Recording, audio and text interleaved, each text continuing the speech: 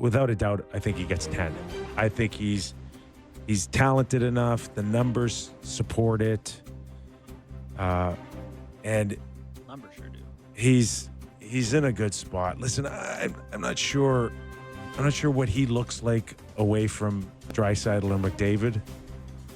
He's on Anaheim. Is he? What is he? The Islanders. Honest question: Is he Noah Dobson's 70-point season? Is he? Yeah, maybe. I think it's a good situation for him. It's comfortable. His offense meshes with McDavid's and Draisaitl. It's a good scenario, and I think they're going to be okay giving him 10 and a half. Yeah. That's just the going rate for top offensive talented players. Now, Dobson is on this list, by the way. I do, yeah, I know. Just one thing on Bouchard is that, like, I will stand by that. I don't think he can be your number one go-to guy to get you to a Stanley Cup. People yelled at you on Twitter for that. But he can fit in with the mix for sure as a top three guy. Top three. Well, I don't want to protect the lead. I'm not sure I want him on the ice in the last 30 seconds. I don't know. Maybe it's an Ekholm type of player and somebody else, but I just don't think that's his total strength as a top shutdown and offense guy. A hilarious slander, and I say hilarious because this was such a good player that I see people using all the time is, he's Mike Green. Mike Green was so good.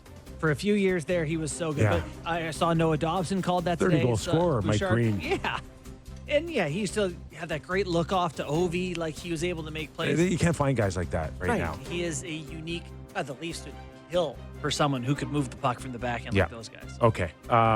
Dobson. He had Another 31 guy. goals in 68 games in 08-09. Yeah. Mike Green. Yeah, he's so good. My God. Dobson's another guy where Yeah, you got to I'm make a concerned. decision. Like, what is he? He's 24, 6'3", right D. He didn't take a next step last year. He had a great year the year before, and he didn't step up. And that is a concern when you're also talking about a guy that could want over $10 million. We just did this thing where there's not many guys in the league, and you work so hard to get them, and you draft them, and it takes forever to develop them, and you get them there, and you go, I want $1 million more than we're comfortable with. Like, Islanders can't do that. They can't afford to let a guy like that walk out. And I know he switched agents in the offseason. He's trying to get paid. But what are the Islanders going to get back? Picks? Could they get the 6th overall pick? Maybe they could get two seconds like they got for Devon Taves. Oh, why would you do that? It's eerily similar. Why'd you say that? I know that hurt. I know. It's a dilemma for a lot of GMs that you go, what's a better alternative? Yeah. I really, I've tweeted a couple times today about James Hoggins, the Long Island kid, slated to go on some draft boards, 5, 6, 7. Earlier in the year was rumored to be near the top pick. Yeah. Long Island would love to have him. Playing at the rinks at Jerry Hart's old rink in Hauppauge. Good story. It's perfect. And so could they trade for that pick? Maybe Dobson's involved in that. I don't know, but I'd love to see them get. When are they going to be ready to win? Tough to see it real soon, isn't it? It is. So maybe there is a window where you can not make that commitment to Dobson and move him on and take your assets. He's 24, right? Yeah. Like he is a D-man. He'd be good for 10 years. Anyway. Morgan Riley. Anything Listen, different? he's just. It depends on how aggressive Brad Treliving and the Leafs want to get in terms of finding alternatives, and how hard they push on Morgan to come to the conclusion that it's time to move on. Now, in our time doing this show, they've never pushed anyone. Not once has it happened before. Not to my knowledge of being really aggressive. Yeah. Going to a guy with the trade and saying, hey, it's just not But working. I'd put Morgan in the same situation as Pettersson in Vancouver. It's like, okay, you've got this no move, that's fine, but that doesn't mean that we can't eventually come to the conclusion that it's just time to move on. You'd have to have a deal roughly in the bag. That's the way it works. Bring it. That Brad's out there and he's finding out who's interested in a puck-moving defenseman. And I know he hasn't had great years the last few years, but he is a legit 18, 20-minute guy. He is a minute muncher. He can skate the puck out. He could play on a power play. He's legit. He's legit. I think 7'5", he's not bad value. You're not getting killed by it. So there'd be a number of teams very interested in taking Morgan Riley. I'm curious, like the Leafs, the more I think of their roster, I talked about the talent deficit. Some of it to me is on the back end because now they're really big and really solid. But it's like someone with a little bit of upside on the offense. Because Riley's supposed to be that, but he hasn't been that. So I don't know. I see Rasmus Anderson's name is in here. Like a guy like Aaron Ekblad? I think that'd be fun. Yeah. Rasmus Anderson for the Calgary's listeners. Yeah, and really in the same boat with Robertson and Nakash in Colorado, where it's like, okay, what are you willing to pay on a long-term deal? And if it's not there, then you got to move him. There's no other alternative. Yeah, and looking at Calgary, they're probably their window. I don't know when they think their window is. They're not super young, you know.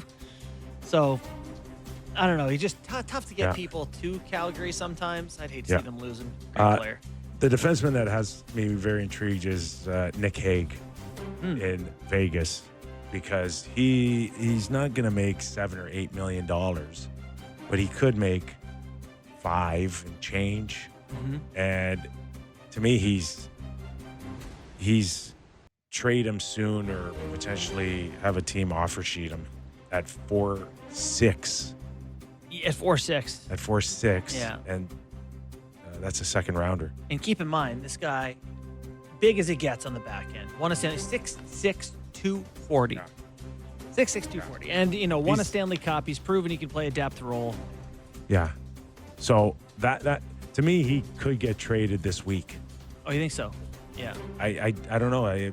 Vegas doesn't appear that they want to pay him around $5 million. Even with maybe even the Pietrangelo situation, I don't think that they're interested in getting him done on a long-term deal. Hockey Hall of Fame? Yeah, give us some names. All right, the Hockey Hall of Fame class of 2025. The player category, Duncan Keith, Zdeno Chara, Alexander McGillney, and Joe Thornton. This is really good sports talk radio. Agree. Great picks. Good job. There's a couple things to say. The Alexander McGillney one was, I think, overdue to some of us because this is the Hockey Hall of Fame, not the NHL Hall of Fame. There's a lot of resistance for him getting in. But, I mean, this guy, the way he came to the NHL. On what? What do you mean based on what? Why resistance? Well, his NHL career left some wanting. Some effort. Some people didn't think he was. His numbers were off the charts. But some people didn't think that he gave it all he had. Okay. But he gave it all he had to get here. Him in Toronto, for those 2 years. I was like, that's the best hockey player that's ever lived. 30? Yeah, he scored, I think he scored just over 30, 33, 34 in his year here for 2 years. But, man. Yeah, and then the other names, the women's player category, Sportsnet's own Jennifer Botterill. Oh, that's great. Brianna Decker, Jack Parker, and Danielle Savageau. So there you go. And Jack Parker he coached at Boston University from like 1975 until like 2013. There's another coach. For me, watching like McGillney in that, like it was like watching a wizard on the ice. He's a freak of nature. Him, Pavel Bure, and Sergei Fedorov. Yeah, that was like those three guys in particular are the guys that I got to play against and watch. Russian and go, talent, extraordinary. Oh my God. Fedorov was the coolest hockey player. How can you be that good? Yeah, sure. I will say Keith and Chara were the defensemen of that era of hockey. They were.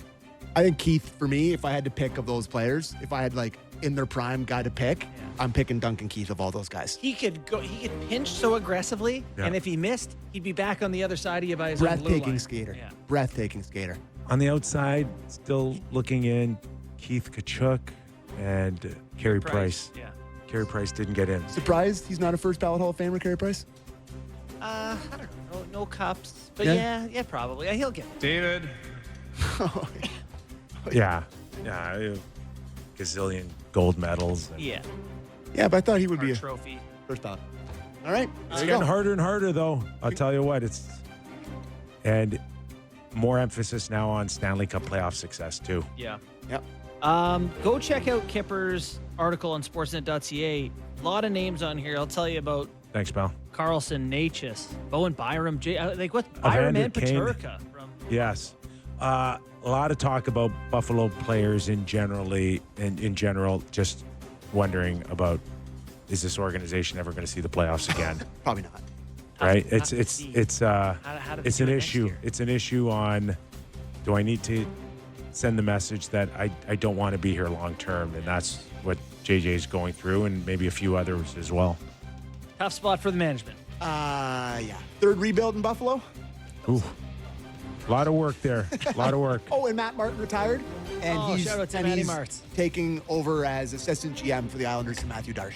Ooh. There you go. 15 Nice- years in the nice NHL gig. Cool. for In special Tampa? advisor. In In the island. in the island. Matthew Darsh is now the general manager of the Right. New He's York said Islanders. taking over for. No, Okay. I said he's taking over as Gotcha. assistant general. He's in summer mode already, Sammy. What are you guys talking You know, about? he I golfed was worded today in fine. 104 degree No, weather. it was fine. Okay? How do you go, Maddie? There you go. All right. Thanks for watching.